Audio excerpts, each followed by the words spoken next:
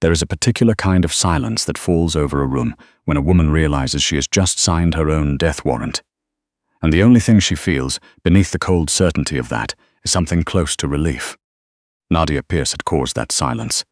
She was standing in the middle of the Halcyon Hotel's private ballroom, with her serving tray dangling forgotten at her side, looking at the most dangerous man in the city like he was something she'd scraped off the bottom of her shoe. She had called him hollow, out loud, in front of 40 of his men. She had expected the gun to come out. She had expected to be removed from the room the way expensive furniture gets removed, efficiently, without ceremony. What she had not expected was for Silas Drake to go completely still, tilt his head like a wolf cataloging something it hadn't seen before, and say, very softly, "Bring her upstairs." Nadia had arrived at the Halcyon that evening at 6 p.m., still carrying the antiseptic smell of her ER shift. 12 hours at St. Catherine's Medical Center, earrings still in her coat pocket, hair twisted back with a rubber band she'd found in a supply drawer. Her phone had buzzed with a reminder at 5:45. Catering gig, 7 to midnight, $280 cash. She needed the $280. She needed every dollar she could stack right now. The loan shark's name was Delvey. He was not, to look at him, a frightening person. Small-boned, wire-rimmed glasses, a cardigan that looked like it belonged on someone's grandfather. But her brother Theo had borrowed $8,000 from him 18 months ago, and through compounding interest and fees that weren't in any written contract, that number had become $19,000. Delvey's patience had an expiration date. It was in 3 weeks. Theo was 22 years old. He was also the only family Nadia had left. So she clipped on her catering badge, tucked her stethoscope into her bag out of habit, and went to work a private event at the Halcyon's penthouse ballroom. The manifest listed no host name, just a room number and the notation VIP. Discretion required. She didn't ask questions. None of the events on that floor wanted them. The ballroom was all dark wood paneling and candlelight, amber and gold, the kind of lighting that made everything look like a painting and hid how much of it was rot underneath. Nadia moved through it with a tray, refilling glasses, staying invisible the way good servers were trained to. She was good at invisible. 3 years in the ER had taught her how to exist in a room without occupying space, until the moment someone needed her to occupy a great deal of it. She knew who Silas Drake was the way most people in this city knew. Peripherally, the way you know a storm is building before the sky changes color.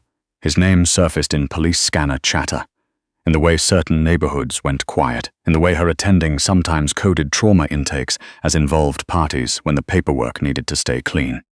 He walked into the ballroom at 10:30 p.m. The chandeliers didn't dim, the music didn't stop, but the room contracted anyway, 30 people pulling their energy inward the way a tide pulls back before a wave comes.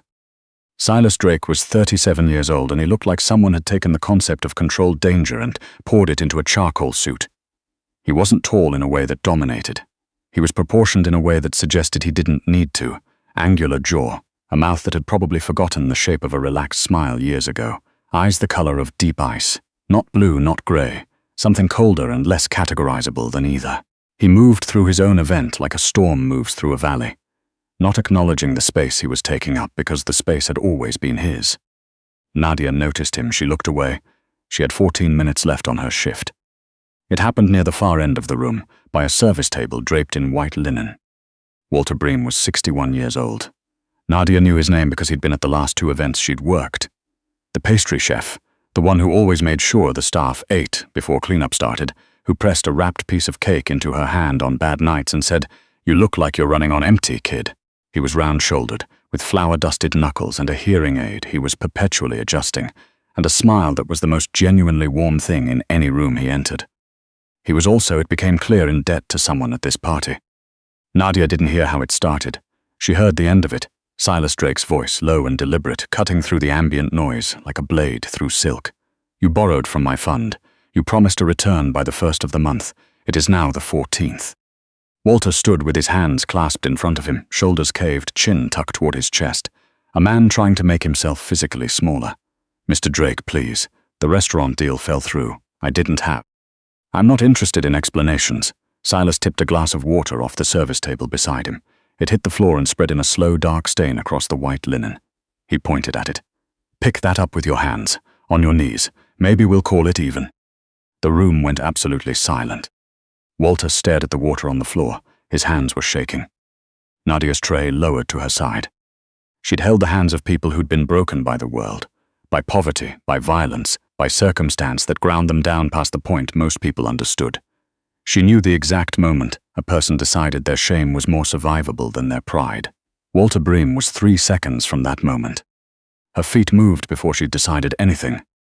She was suddenly standing between Walter and the wet tablecloth, looking directly at Silas Drake.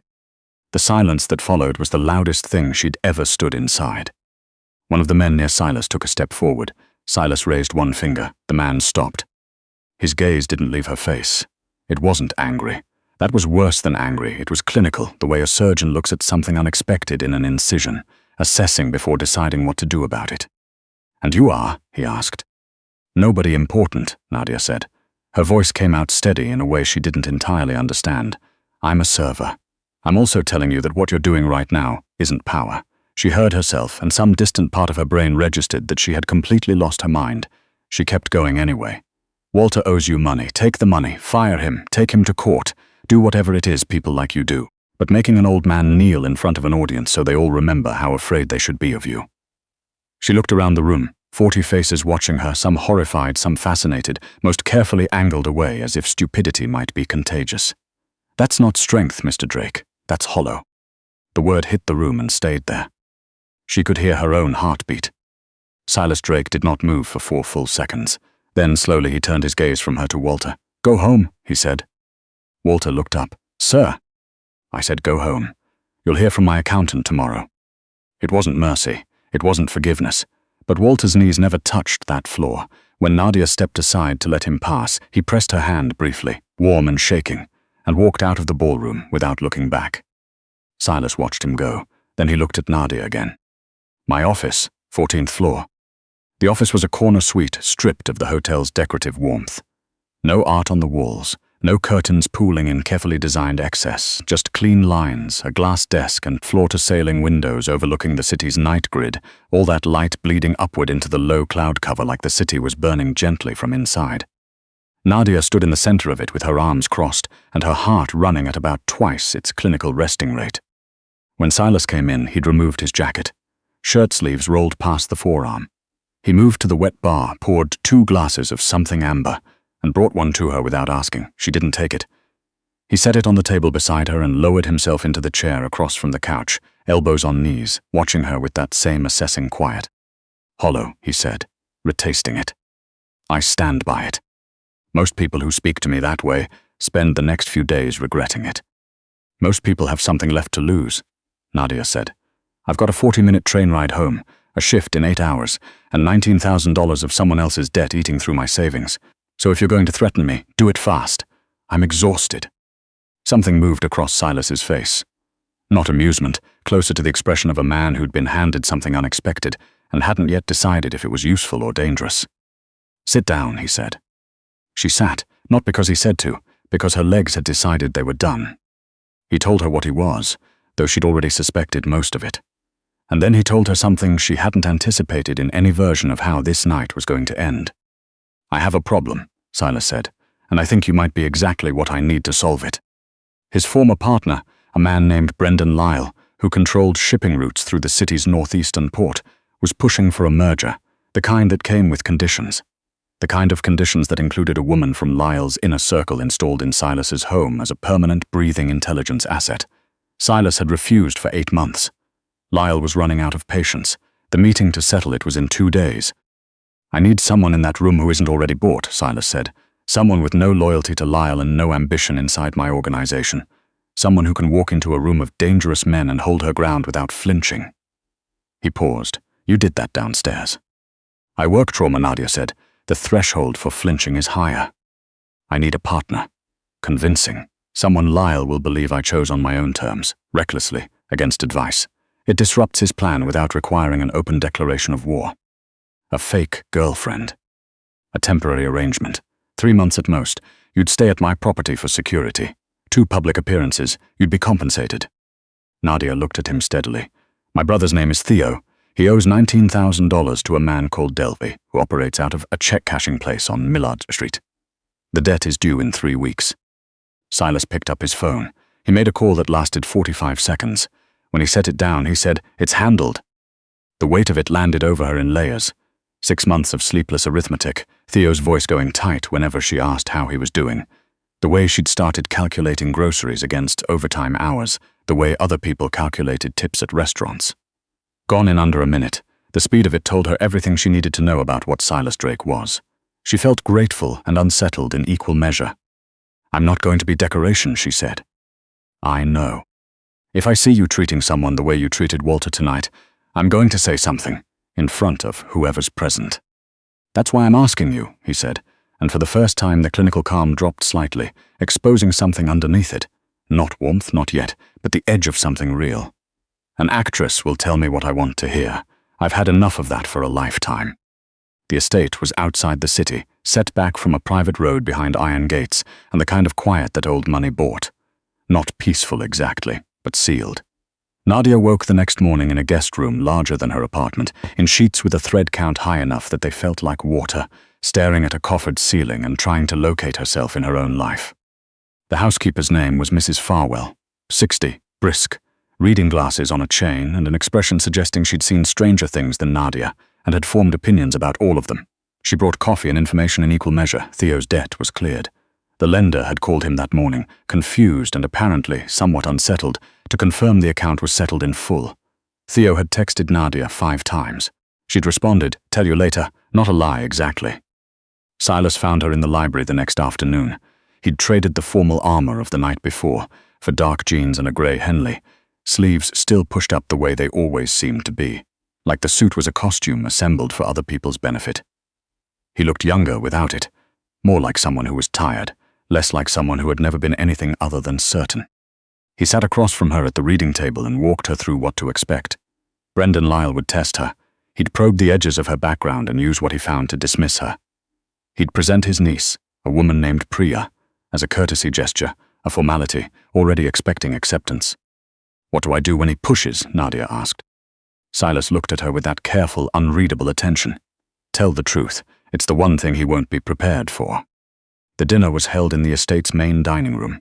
Long mahogany table, candles, silver that had clearly been polished that afternoon.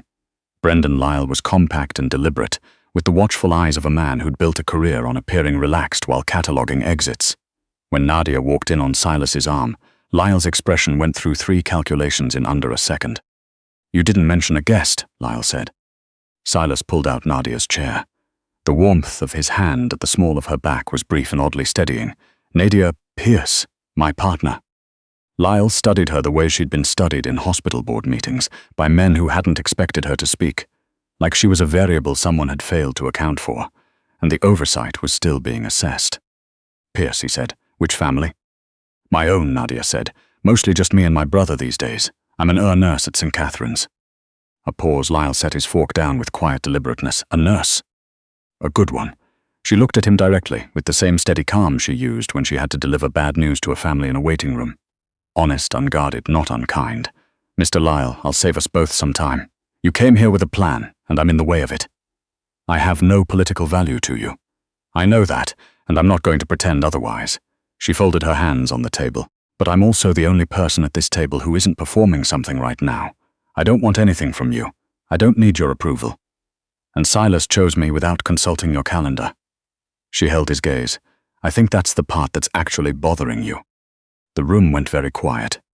One of Lyle's lieutenants found something interesting to look at on his plate.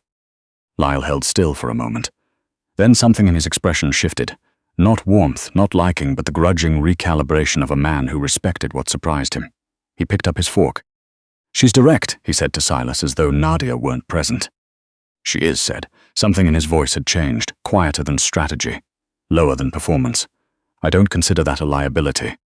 The dinner ended 2 hours later without resolution on the partnership terms. But it ended without violence and without Priya being formally presented, which Nadia gathered was its own kind of win. The gunshot came when they were halfway up the estate's front steps. She heard it before she understood it, a high, sharp crack, and then Silas's hand closed on her arm, and he was already moving, already turning toward her, and the stone urn 3 feet to her right exploded in a spray of fragments that bit into her shoulder and the side of her face. She didn't scream. She went down under Silas's weight as he put himself between her and the tree line, covering her completely, his arm curving around the back of her head. "Stay flat," his voice said into her ear. "Do not move." muzzle flashes in the dark beyond the gate. His security returned fire. Headlights tore up the driveway and then vanished, tires screeching into the distance. Silence, and then the estate's floodlights blazed on, white and merciless. When Silas finally pushed himself up, his right shoulder was wrong. The white of his shirt wasn't white anymore. "You're bleeding," Nadia said. He looked at it the way people looked at things they weren't going to let themselves feel yet. "It's a graze." "Let me see it." "Nadia." "I'm a trauma nurse." The calm that took over in emergencies was already there, reliable as a reflex. "Sit down." Mrs. Farwell produced a medical kit that was far too comprehensive for an ordinary household. Nadia worked at the kitchen table under the overhead light, hands steady, suturing the graze with the same focused quiet she used in the ER when speed and precision mattered more than anything else. He didn't make a sound the entire time. The only indication he felt anything at all was the sharp, periodic tightening of his jaw and the way the tendons in his forearms pulled taut against the table edge. "You do this often?" she asked off the last suture. "Bleed alone." A long pause. "It's the safest way." She taped gauze over the wound and sat back. "Lyle tested you tonight. The dinner wasn't the negotiation, this was. He wanted to see if you'd come back at him blind." She looked at him. "Are you going to?" "No," Silas said. The word was even, and it cost him something. She could see the cost. She reached out. She didn't plan it. It was just the thing that happened, and pressed her palm flat against his chest. Above the bandage, above the wound, over the place where his heart was beating steady and fast. He went completely still. "I'm not any of them," Nadia said quietly. "I'm not measuring you. I'm not waiting to use this against you." Silas looked down at her hand, then at her face. Something shifted behind his eyes. Not breaking, not unraveling, just opening slightly, like a window that had been painted shut for years, finally catching the frame. "I know," his hand came up and covered hers. His skin was burning. The moment held, long and quiet and full of something neither of them had named yet. Heavy boots in the hallway. He released her hand and stood. The opening closed. His security chief appeared in the doorway with a location confirmed. Silas was already moving. But before he walked out, he looked back at her once, just a second, just enough. "Lock your door," he said. He was gone for 36 hours. Nadia paced the guest suite until her feet ached, ate food she didn't taste, and watched the estate transform around her. More men, more weapons in plain view, the sealed quiet of the place replaced by the hard metallic sound of preparation. On the second afternoon, her phone rang. Unknown number. The voice on the other end was smooth and measured. He represented Brendan Lyle. He knew her name, her brother's name, the hospital where she worked. He said, "Mr. Lyle is prepared to offer you $200,000 wired to any account and a car to the airport tonight. You walk away clean, no involvement, no consequences." $200,000. Nadia stood at the window and looked at the iron gates below. She thought about the leaky faucet in her old apartment. She thought about Theo's text. "Thank you at 2 a.m, the relief in it that he hadn't known she could hear. She thought about 18 months of sleepless math, every dollar accounted for twice, the impossible arithmetic of surviving on almost nothing. Then she thought about Silas sitting at a kitchen table, not making a sound while she sutured 6 stitches into his shoulder. His hand covering hers, his heartbeat under her palm. "Tell me the specifics of the offer," she said into the phone. And she kept Lyle's man talking for 4 minutes and 12 seconds, long enough for Mrs. Farwell to appear in the doorway behind her. Security guard at her shoulder, speaking rapidly into a radio with an expression that told Nadia everything she needed to know. When she handed the phone back, the guard said quietly, "We have. The boss is moving now." "Tell him to come back," Nadia said. It was the only thing that mattered to her. Dawn came bruised and grey. She heard the vehicles first, gravel, brakes, doors slamming. She'd fallen asleep in the window chair and woke fast the way the ER had trained her, no buffer between unconscious and functioning. She didn't wait. She unlocked her door and went down the stairs barefoot. Silas was in the foyer. He looked like a man who had walked into a war, won it, and felt nothing clean about it. His clothes were ruined, plaster dust and mud, and the dark rust of dried blood that wasn't all his. There were cuts on his hands, a bruise developing along his jaw. He was standing in his own entrance hall like he'd forgotten how to be inside a quiet space. He saw her at the bottom of the stairs. Something moved through him, relief, maybe, or the particular shock of finding something intact when everything around it wasn't. He crossed to the side table and set down a sealed envelope. "There's a cashier's check in there," he said. His voice came out rough and scraped, And documentation for a new start if you want one. Your brother has a standing protection arrangement that doesn't depend on your presence here. You've done more than what I asked." He looked at the envelope, not at her. "Take it, Nadia. Go live your life." Silas. He didn't look up. "Lyle's man called me," she said. $200,000 and a car to the airport. Last night, while you were gone." She watched his face go very still. "I kept him talking for 4 minutes so your team could trace the call. Then I told him no." He raised his eyes. "You turned down $200,000. "I turned it down." The silence between them was different from any silence that had come before. Not the loaded quiet of the ballroom. Not the careful quiet of the office. Not the tactical quiet of two people circling something dangerous. This was just two people in the early morning light, looking at each other clearly. She walked across the marble floor toward him. 6 feet, then 3, then close enough that she had to tilt her head back to hold his gaze. "You called yourself hollow," she said. "In that office the first night, you said everything you've built is hollow." She reached up and took his face in both hands. He was cold from the outside air, and underneath that, exhausted all the way down to the foundation. "You're wrong." Her thumbs traced the bruise along his jaw, careful.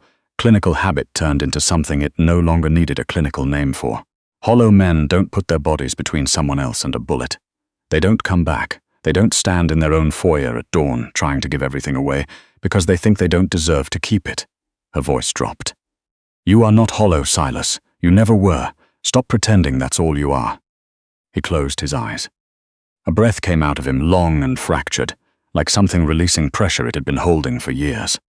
His arms came around her. Not desperate this time, not crisis-driven. Deliberate. A man making a considered choice to stop surviving and try something harder. He pulled her against his chest and bent his face to her hair, and she felt his heartbeat under her hands. Still fast, still real, still there. When he kissed her, there was nothing calculated in it. It was the specific warmth of someone who had been performing safety for so long that actual safety felt foreign, choosing it anyway, rough at the edges, completely honest, tasting like relief and exhaustion, and something that had the particular texture of a beginning. She kissed him back.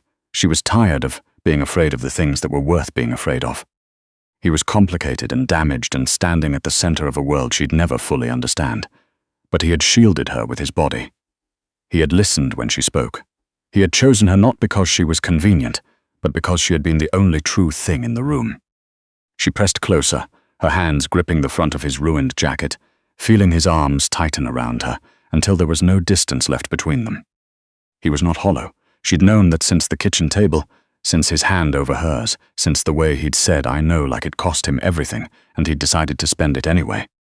From the nurse who'd walked into the wrong event on the worst night of her financial life, with $280 between her and the edge, to the woman standing in the early morning quiet of a life she hadn't chosen and wasn't leaving. It was not the story she'd have written for herself. It was more complicated than that, and more real, and she had earned every difficult inch of it.